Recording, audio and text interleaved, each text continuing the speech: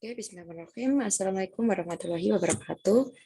Perkenalkan, nama saya Ani Fitriani, NIM 1022000116 dari kelas SMD.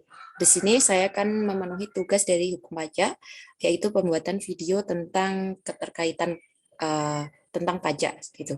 Nah, untuk yang pertama yaitu pengertian pajak. Jadi, kalau menurut kepada pengertian pajak, menurut hukum positif itu tertulis dalam buku Ketentuan Umum dan Tata Cara Perpajakan atau yang sering disebut dengan KUP, itu kalau menurut pasal 1 angka 1 Undang-Undang Nomor 6 tahun 1983 sebagaimana telah disempurnakan terakhir itu dengan Undang-Undang Nomor 28 tahun 2007 tentang ketentuan umum dan tata cara perpajakan. Itu bunyinya gini, kontribusi wajib kepada negara yang tertuang oleh orang pribadi atau badan yang bersifat memaksa berdasarkan undang-undang dengan tidak mendapat timbal balik secara langsung dan digunakan untuk keperluan negara bagi sebesar-besarnya untuk kemakmuran masyarakat sendiri.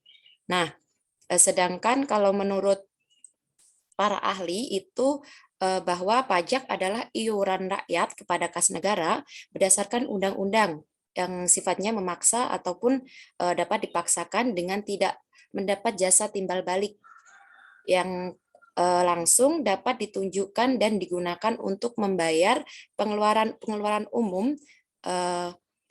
Jadi maksudnya di sini itu sebenarnya antara hukum positif dengan para ahli itu sama saja, bahwa pajak itu diberikan kepada negara ataupun kita membayar kepada negara, akan tetapi tidak memiliki timbal balik ataupun tidak merasakan timbal balik secara langsung, akan tetapi semuanya itu dilakukan demi untuk untuk kesejahteraan kita sendiri ataupun masyarakat seperti itu. Nah, untuk dasar hukum pajak itu sendiri terdapat pada Undang-Undang Nomor 28 Tahun 2007 tentang ketentuan umum dan tata cara perpajakan tadi.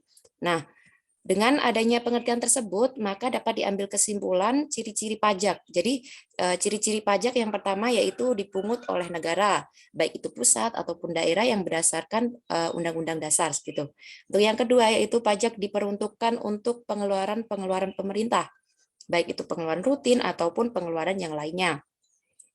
Untuk selanjutnya yaitu pajak bersifat memaksa dan tentunya memiliki tujuan yang baik untuk masyarakat. Nah, contoh pajak itu apa saja? Jadi contoh pajak itu saya ambil contoh satu yaitu pajak daerah.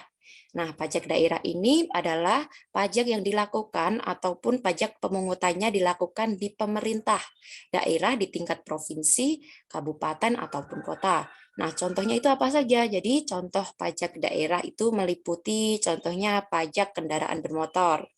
Nah, kalau pajak kabupaten yang sendiri itu contohnya seperti pajak bumi, pajak bangunan, pajak hiburan, dan pajak yang lainnya.